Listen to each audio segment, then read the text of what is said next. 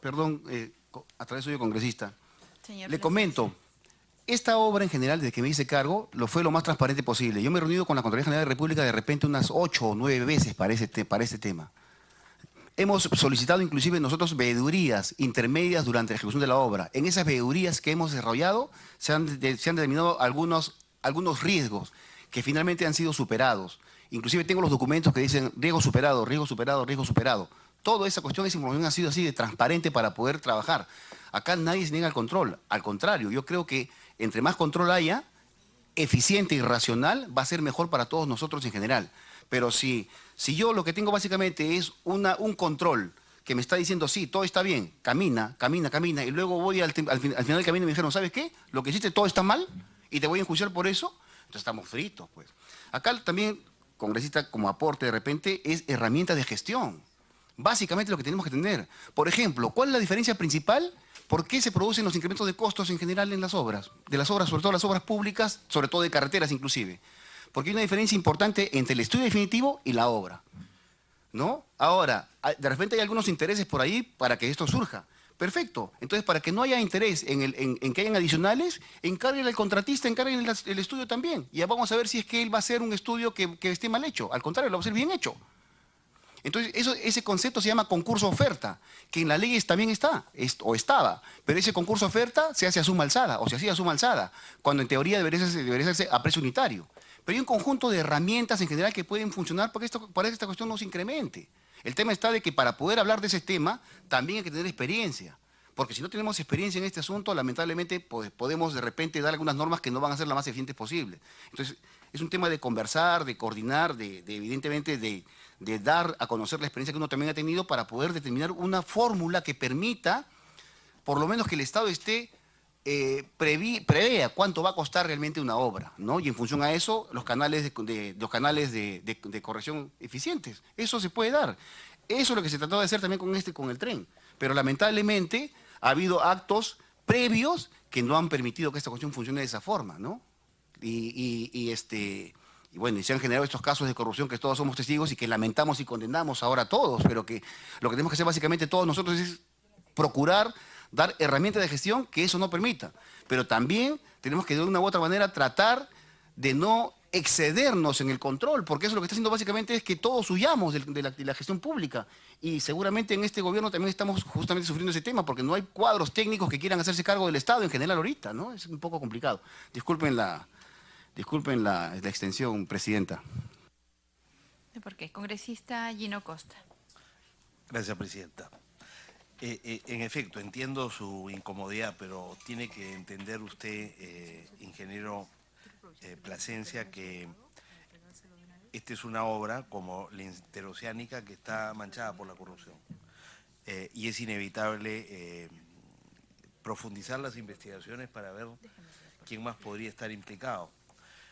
Sobre todo porque los montos de los que se habla hasta ahora, estamos hablando de 8 o 9 millones de dólares, para el volumen de la inversión realizada, alrededor de 1.400 millones de dólares, no representa ni el 1% del costo de la obra. Y, digamos, por la experiencia brasileña se calcula que el monto de los sobornos puede fluctuar entre el 3 y el 5%.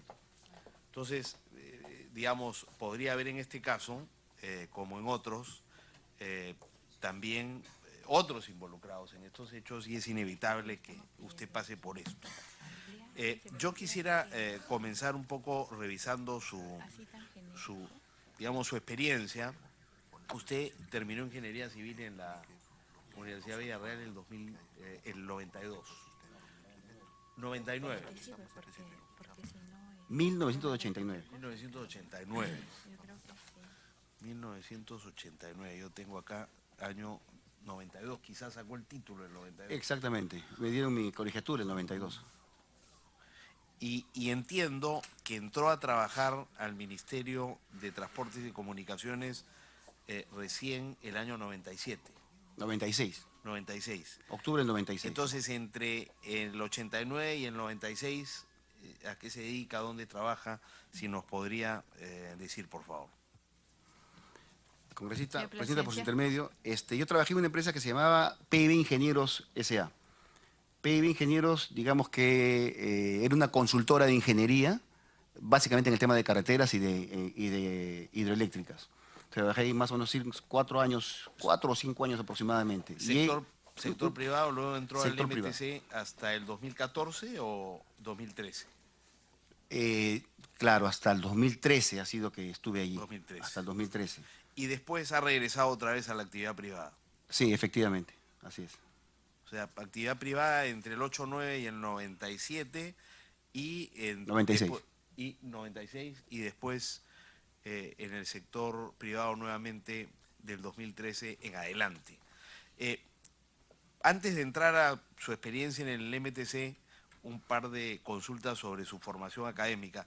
De la información que yo he podido recabar hay referencia a 2 maestrías. No terminadas. Una en la UNI el 99 y otra en la Universidad Nacional de Piura el 2006. Sí, que no los acabé. Ninguna de las dos. Ninguna. Y le voy a comentar por qué, mi estimado congresista.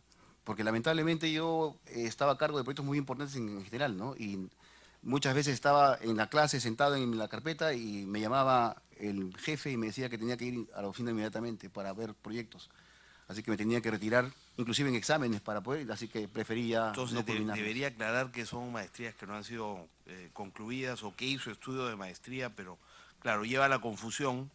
Yo pensé que tenía 2 maestrías concluidas porque acá hay, digamos, de la información que tengo es año de finalización.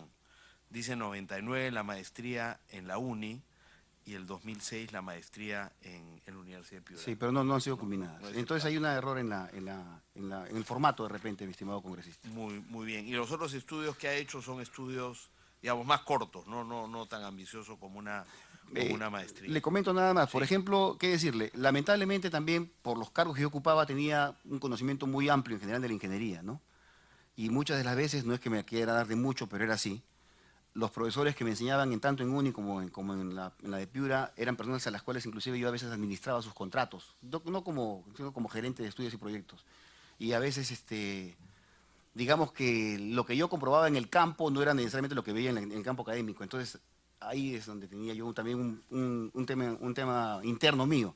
Porque lo que yo siempre he pensado básicamente es que una maestría, lo que debo hacerlo es para poder yo saber, para poder conocer. Yo no hacía una maestría por un cartón, ¿no? Porque lo que yo tenía básicamente era hambre de conocimiento de ingeniería. O sea que su principalmente. conocimiento de terreno, su experiencia en terreno fue y ha sido muy rica. Yo tanto creo en que el sí. sector público como privado, de manera que no le servían de tanto y no tenía tampoco tanto tiempo como para dedicarle a ello. Muy bien. Ahora, sobre su experiencia profesional, no sé si nos puede contar un poco, digamos, entiendo que hacia el 2004-05 y usted ya es gerente de estudios y proyectos en Provías Sí, efectivamente. nacionales, y eso lo vincula al proyecto de la Interoceánica. Antes de hablar un momento sobre eso, ¿qué cosa hace usted en el MTC antes de terminar como gerente de estudios y proyectos Provías Nacionales? En Provías Nacional, bueno, en ese tiempo era PER, no era Provías Nacional. Yo entré básicamente como un especialista en programación y control de proyectos, básicamente, en el año 96. Y en el año 97 hice un curso de posgrado en Argentina, que también era sobre temas viales. En Rosario. En Universidad Rosario. Cuando regresé de Rosario fue que me nombraron a mí como ya me llevaron un cargo que era especialista era administrador de contratos viales, que es el que administra un contrato vial, o sea, un profesional que tiene relación con el contratista, con el supervisor para poder llevar adelante el proyecto y la obra. Posteriormente a eso me hicieron especialista de proyectos viales. Ya es un cargo mayor inclusive, ¿no? Ya me hacía cargo de repente de 4 o 5 especialistas de proyecto, administrador de contrato, ¿ya? Y posteriormente a eso ya me seleccionaron como gerente de estudios y proyectos en el año 2002. O sea, he tenido, digamos, una secuencia de... ¿Y en estudios y proyectos se queda hasta qué año? ¿2007? Hasta el 2006, porque en el 2006 me nombran como director ejecutivo de Provías Nacional, hasta el 2007. O sea que como gerente de estudios y proyectos, la obra más importante que usted, digamos, estudia y proyecta es la Interoceánica. Sí. tramos 2, 3 y 4 y la interoceánica del norte. No lo vimos como un tramo 2, 3 y 4. En ese momento no habíamos hecho esa división nosotros. Todo el proyecto. Todo el proyecto integral. En su conjunto. Así es. Entonces, yo también voy a aprovechar, igual que la presidenta, para hacerle una pregunta sobre el tema de la interoceánica, que también está bajo estudio acá por parte de la comisión. Acá el exministro de Transportes y Comunicaciones, José Ortiz, exministro del presidente Toledo, señaló que los estudios de Provías indicaban que el costo de la obra no debía exceder los 860 millones de dólares. Y es el monto con el que en efecto se otorga la buena pro a Odebrecht para hacer, y a otras empresas brasileñas también consorciadas con nacionales. Pero a lo largo del tiempo el costo se va a incrementar significativamente y el costo de la construcción de la obra civil va a superar los 2.000 millones de dólares, con creces. No sé si usted tiene una cifra exacta y precisa. ¿A qué atribuye usted usted que incremento? Estuvo involucrado, ¿no?, en el diseño? Entiendo que la interoceánica tenía estudio de prefactibilidad y de factibilidad. Lo que faltaba era el estudio definitivo, digamos. Así es. ¿Se justifica un incremento tan grande considerando que ya se contaba con estudios de prefactibilidad y factibilidad? El congresista, por si medio con presidenta, la verdad es que no podría decirle si se justifica un incremento tan grande. Lo que sí le puedo decir, congresista, es que, por ejemplo, la diferencia en los costos entre una obra terminada y una obra que cuenta con estudio definitivo, en el año 2009 aproximadamente, esa diferencia ascendía a 35%, aproximadamente. 35%. Así es. Pero en este caso, digamos, ha llegado más del 100%. Permítame un segundo, o sea, la diferencia más o menos era esa entre una obra con estudio definitivo y una obra culminada, o sea, ya ejecutada completamente, 35%. La diferencia con la preinversión es mucho mayor. Podríamos estar llegando inclusive hasta el 50 o 60% aproximadamente. Perdón, ¿qué está comparando en el primer caso en incremento de 35%? El estudio definitivo, que es el paso, digamos, inmediatamente inferior a hacer una obra y la obra en sí misma. Ya. ¿Definitivo con qué? ¿Con qué compara el definitivo? Con la obra. ¿Cuánto cuesta la obra finalmente? ¿Y cuánto previó el estudio definitivo que iba a costar esta obra? Ok. ¿No? Sí. ¿Cuánto presupuestó? Eso es más o menos. Y si compara usted... Con la preinversión, o sea, digamos, es mucho mayor. En el caso de interoceánica teníamos prefactibilidad y factibilidad. Sí. Entonces teníamos factibilidad. Factibilidad y la hora final, ¿cuánto es el...? El rango, en general, yo calculo que debe estar en 50 o 60%. Y eso podemos inclusive seguramente verificarlo en lo que hagamos como revisión en los proyectos que existen. Pero en realidad supera el 100%, ¿no? En el caso de la interoceánica. La verdad, congresista, no sé, no he analizado el caso de la interoceánica. No he analizado, francamente no he analizado el tema de los costos y las justificaciones. ¿Cómo así no lo ha analizado si es un proyecto con el que estuvo trabajando varios años? Pero se cuenta también, congresista, de que a mí me encargaban un tema y yo me dedicaba a ese proyecto, digamos, a tiempo completo. Pero digamos, usted seguía en el MTC cuando ocurren todos estos incrementos.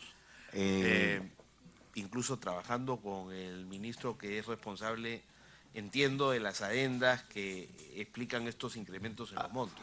Sí, pero yo Cornejo, pero no tenía yo que ver con esos temas. O sea, nunca vi nada de lo que tenga que ver con la interoceánica en la fase de concesión.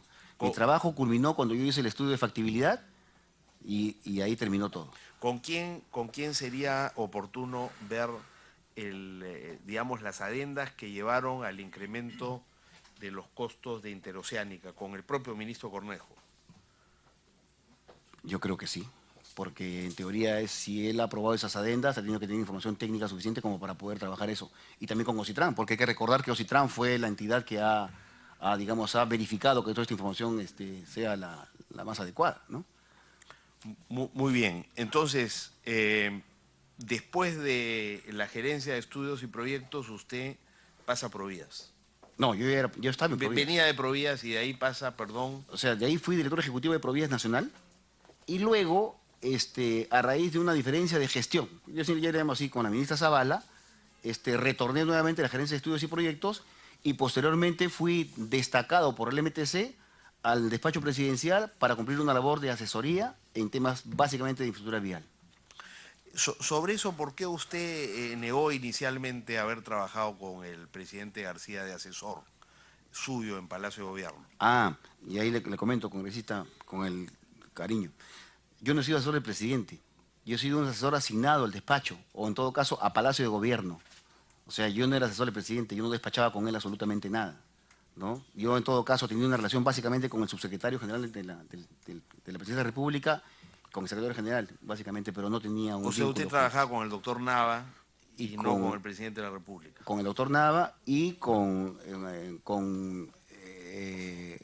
Neira, Ricardo Neira, ¿no? Ahora, el propio presidente ha declarado de que él tuvo solo 3 asesores durante su gobierno y usted fue uno de esos 3. Le agradezco al presidente, porque le voy a comentar un tema que una vez me dijo el presidente a mí. Me abrazó un día ante un grupo de gente y dijo que la persona que más conocía de carteras en el Perú era yo, imagínense, ¿no? Entonces ese honor fue para mí una cosa importante. Pero el presidente de repente habrá pensado que yo era un asesor, yo no tenía ninguna asignación de cargo como asesor de él en absoluto. O sea, que usted no despachaba con No. el presidente García. Muy bien, y luego de eso, usted, digamos, cuando el proyecto tren eléctrico pasa de la Municipalidad de Lima al MTC, usted se va a hacer cargo de la Autoridad Autónoma Efectivamente, así del es. tren eléctrico. Digamos, es curioso lo que, antes de entrar al tren eléctrico, es curioso lo que usted dice, porque el presidente sí, en sus declaraciones también señala que usted era la persona que se aseguraba de que las cosas se hicieran bien, hacía un seguimiento a los proyectos. O sea que usted no despachaba con el presidente, pero el presidente sí sabía lo que usted hacía perfectamente. Seguramente que sí. Porque solamente le comento un tema, ¿no? En ese momento, o sea, para ver más o menos dónde poder, digamos, asignarle mayor tiempo de verificación de los avances, lo que se hacía era una identificación de los proyectos. Por ejemplo, en el Estado, no sé si como ahorita, no he analizado en este momento cómo está la situación, pero eran 3.000 proyectos aproximadamente los que se manejaban en el Perú, desde 500.000 soles hasta aproximadamente 150 millones de soles aproximadamente. Pero ¿qué resulta? De que de esos 3.000, solamente 35 o 40 proyectos eran básicamente los que movían la economía nacional, o sea, concentraban el 75% del presupuesto nacional. Entonces, ¿para qué yo iba a no perder el tiempo, sino asignarle tanto tiempo a los proyectos pequeños, si podíamos tranquilamente mirar cómo iba, no controlar, pero sí verificar cómo iba el avance en general de estos proyectos más importantes? ¿Y usted diría que los proyectos de esa administración, digamos, el más importante, cuáles eran los más importantes? El tren eléctrico sin duda era uno de ellos. Pero estaba en el seno del municipio de Lima, o sea, no teníamos control sobre eso. No, pero digo, cuando pasa a ser uno de los proyectos, digamos, importantes. Claro, o sea, ya fue parte de la Junto con la interoceánica. ¿Qué otros proyectos de esa magnitud, dice usted, se concentra en los proyectos grandes? ¿A qué cosa tiene en mente? Por ejemplo, había el proyecto de A Lagunillas. través de la presidencia, por favor. Eviten el diálogo. Presidente, disculpe, presidenta. Perdón. Había un proyecto que era el de Lagunillas. La verdad es que no sé si se ejecutó la irrigación de Lagunillas en Puno, que era un proyecto bastante interesante. Inclusive en ese momento lo que se estaba pensando, porque eso lo estaba llevando adelante INADE, ya se estaba pensando de repente hacer una especie en Puno, una especie de Trujillo, replicar la experiencia de trujillana o replicar la experiencia iqueña en el tema agrícola. Pero era un poco difícil hacer esa operación en ese sector porque lo que dominaba básicamente ese proyecto era el minifundio. Entonces, a diferencia de Ica y de Trujillo, que son grandes, digamos, grandes extensiones de terreno con empresas específicas, acá había que de repente pensar en un modelo de gestión diferente, ¿no? Entonces, todas esas cosas también se conversaban, pero no había una decisión al respecto, no sé cómo ha terminado. La verdad es que no recuerdo si, por ejemplo, se ejecutó ese proyecto de Lagunillas, que es el que de repente me acuerdo más, ¿no? Y usted se quedó, digamos, en el MTC como director ejecutivo de la Autoridad Autónoma 2 años después de iniciado el gobierno del presidente Humala. Efectivamente, así es. ¿Y salió por decisión propia o...? Fue una decisión conversada con el ministro Carlos Paredes en ese momento. Cuando ya se había concluido, digamos, todo el proyecto de construcción. ¿Y ya estaba inaugurada el tramo 2? Todavía no. No, No. no, todavía no estaba inaugurado el tramo 2. Efectivamente, todavía no estaba Pero inaugurado. usted tuvo la responsabilidad de aprobar, digamos, el expediente definitivo Sí, para el tramo 2. efectivamente, así es. Entonces, nos ha dicho anteriormente, en respuesta a la presidenta, usted ha dicho que usted no puede dar una opinión sobre por qué pasamos de un valor referencial de 456 en el tramo 1 a un contrato por 410 y un expediente definitivo en 519. Ah, no, de eso sí le puedo dar Con un razones. incremento de 27%. Yo entendía que usted había señalado que usted no tenía cómo Perdón, pronunciarse sobre eso porque eso no está en sus manos. No, hay dos cosas acá. Una cosa es la etapa de la ejecución de la obra, que es una etapa posterior, y otra es la etapa de la licitación, que ese proceso lo llevaba adelante Provías Nacional con ATE. Entonces, en ese procedimiento de licitación es que se ha generado este incremento que usted está señalando. En el otro, que es y que yo no estaba, evidentemente, ¿no? Y que de 410 a 519 sí he estado yo como director ejecutivo de ese proyecto. O sea, ahí sí puedo respaldar toda esa cuestión. O sea, no tengo ninguna dificultad técnica en poder sustentar toda esta información. Y es más, yo le digo a ustedes, esta obra ha sido básicamente ejecutada bajo el mecanismo de concurso-oferta a precio unitario. O sea, si hacemos una verificación... La pregunta ahí es, para acortar, digamos, el tiempo que ya estamos bien cansados y hemos... la pregunta ¿es una buena modalidad la de precios unitarios? Porque, claro, lo que discutíamos acá, y usted lo debe haber escuchado mientras esperaba intervenir acá, que, digamos, el precio referencial es 456, se gana ofreciendo el 90% del precio referencial, pero después de que se gana, se eleva el costo de 410 a 519, 27% de aumento. ¿No es esta, de alguna manera, un mecanismo, o no es este mecanismo uno que permite sacarle a la vuelta en realidad al concurso? Porque ganas con 410, pero vas a terminar cobrando 519. Entonces, a través suyo, Presidenta, discúlpela, entonces pensaríamos de que todas las obras en general en el Perú se han ejecutado de esa forma, y no. Definitivamente, el precio unitario es la forma más justa de reconocimiento para un costo, porque se paga lo realmente ejecutado. Pero Si no nosotros- hay un límite, digamos, a lo que puede contener como monto definitivo el expediente técnico final. Ahora, definitivamente lo que O se sea, está haciendo... uno puede aumentar 27% el valor de la obra sin No. ningún O problema. sea, hay mecanismos justamente para eso. Ha habido oportunidades en las cuales inclusive la Contra ha aprobado incrementos de hasta 60 o 70% de adicionales de obra también. Y eso podemos revisarlo en la historia de toda esta cuestión. ¿Ya? Y ¿Por qué? entonces, ¿por qué se opta por este mecanismo y no por la modalidad de suma alzada que parece? Es imposible. Le comento que es imposible absolutamente. Porque, a ver, ¿de quién es el interés de que se haga una obra en general? ¿Es del contratista o del Estado? De manera sin entrar a ningún mecanismo, digamos, negro, digamos así, debajo de la mesa. O sea, Ambos tienen un interés, obviamente. no, pero básicamente es el Estado quien desarrolla una infraestructura. Básicamente es el Estado quien tiene que desarrollar para poder dar servicio a un grupo de ciudadanos, ¿no es cierto? Entonces el contratista lo que hace básicamente es acceder a esa obra. ¿Para qué? Para ganar su platita, lo cual es correcto, digamos en términos normales, ¿no? En fin. Y lo que uno básicamente busca de repente es que se le pague lo que yo ejecuto, o sea, paga mi trabajo.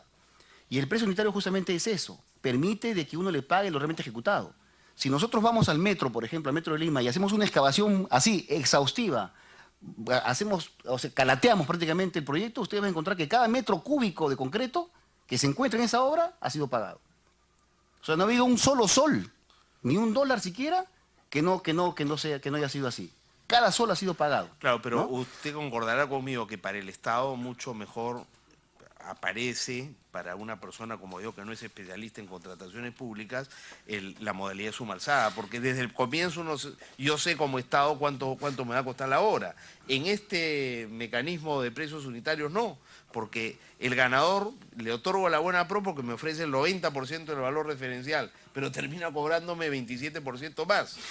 A ver, O sea, para otorgar sí lo entiendo. la buena pro uno puede subir 10 puntos para arriba o 10 para abajo.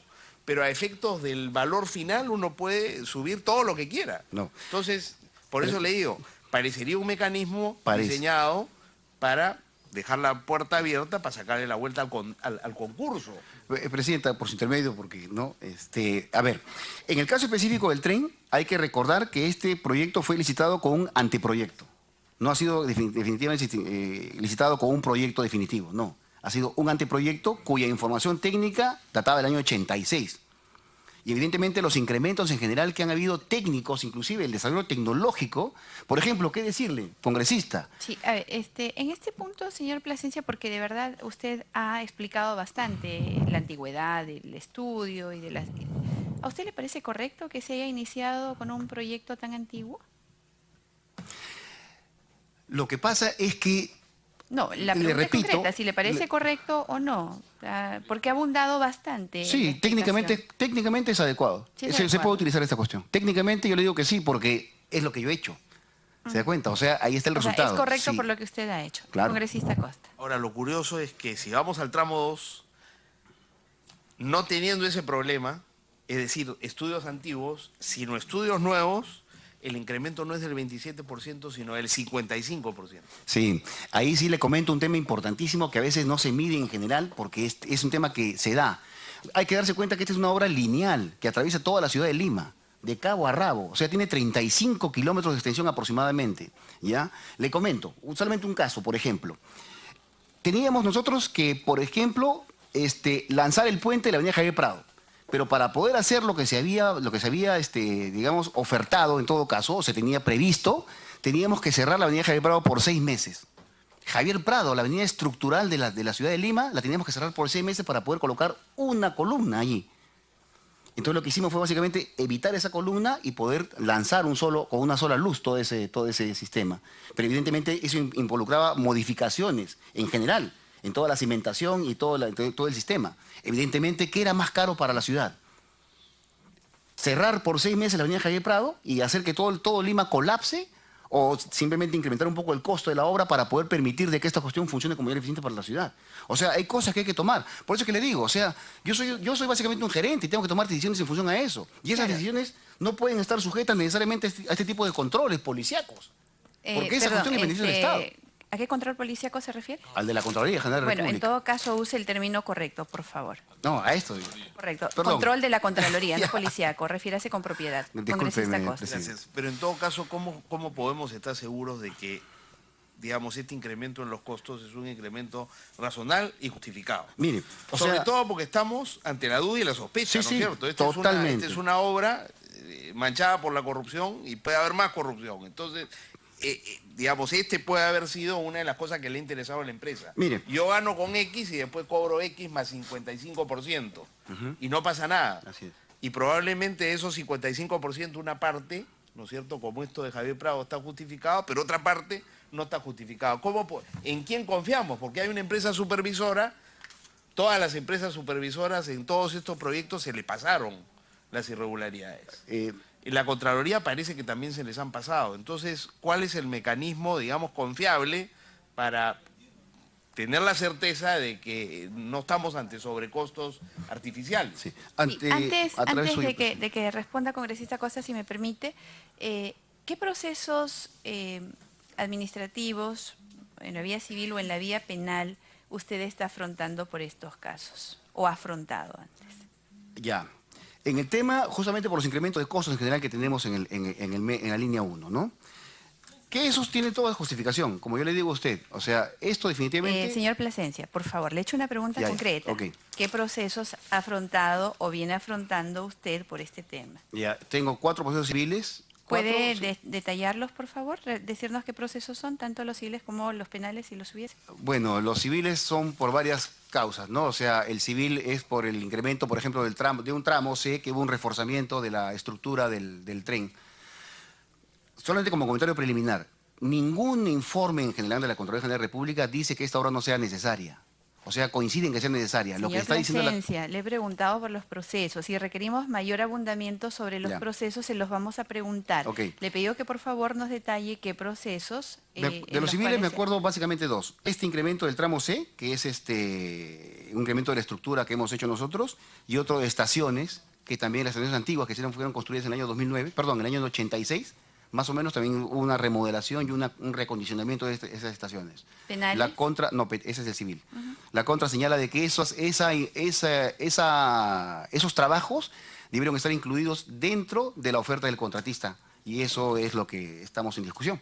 Y en el tema penal se refieren básicamente a que nosotros hemos dañado al Estado con 50 millones de dólares porque no le hemos aplicado una penalidad, que es un supuesto absolutamente por parte de la Contraloría General de la República, ¿no? ¿Ese es el único proceso penal? Sí, hasta ahorita sí.